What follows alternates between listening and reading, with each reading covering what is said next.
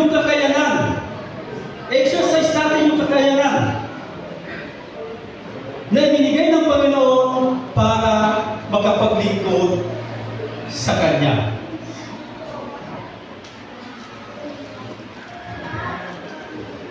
Ipinagkatiwala niya sa atin ito at gamitin natin sa paglilingkod.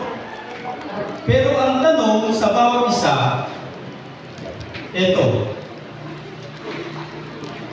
sa bawat pagkakataon ba ay ginagamit natin ang kakayanan natin pinagkatiwala sa atin para maglingkod? Medyo maano ko dito na sa isang katanungan, sa bawat pagkakataon ba ay ginagamit natin ang kakayanan ibinigay sa atin ng Panginoon para magkapaglingkod?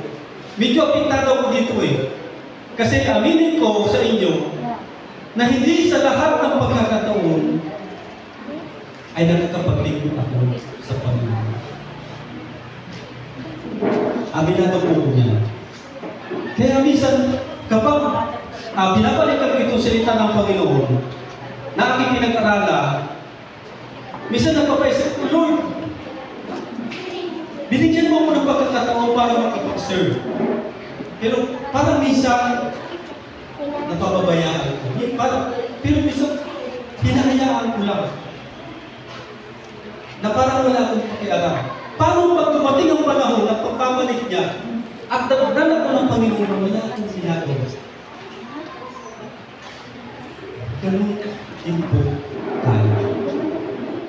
Paano pagdating ng Panginoon sa muling pagbabalik niya ay sinayang natin yung pagkakataon na makapaglingkod sa Kanya. Kasi kung yun yung pangalawang katotohanan, para tayo ay maging isang mabuting katiwala ng Panginoon, huwag natin sayangin yung pagkakataon na binigay sa atin ni Lord na makapaglingkod sa Kanya.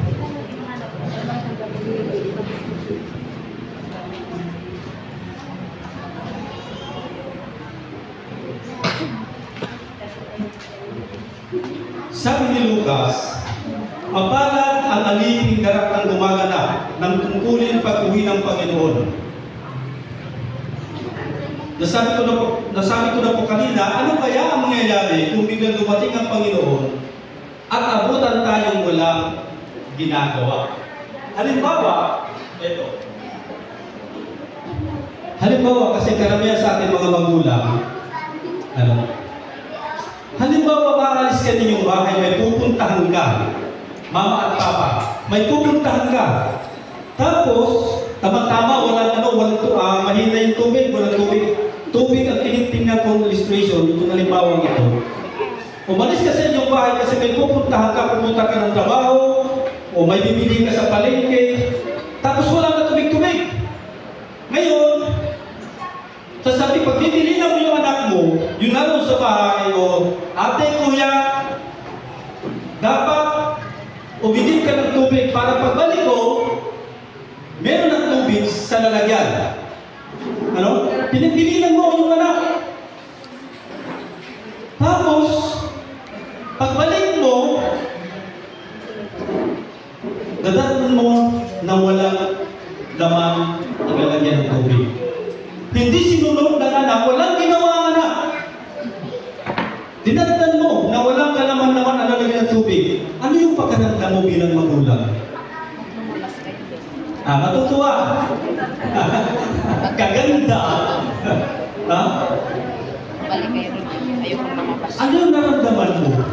Ganun din ang maaaring nararamdaman ni Lord. Binigyan tayo ng pagkakataon na ipagawa ang ipinapagawa niya sa atin. Binigyan tayo ng pagkakataon ni Lord na maglingkod para sa Kanya. Kung ano ang nararamdaman mo bilang magulang sa iyong mga anak dahil sa hindi nila pagtugon sa pinapagawa mo, ganoon din ang maaaring maramdaman ng Panginoon. Kaya din ang maaaring maramdaman ng Panginoon kung sa kanyang pagbabalik ay datang tayong wala ginagawa. Pero, ito yung maganda. Kung sa bawat pagkakataon ay ginagampanan natin ang tungkulin inakan sa atin ng Panginoon, paglingkuran siya at paglingkuran ang ating kapwa-tao, Gaya ng Biblia sa atin, sinabi ng Panginoon. Ito, Matthew chapter 25, verse 21. Magaling.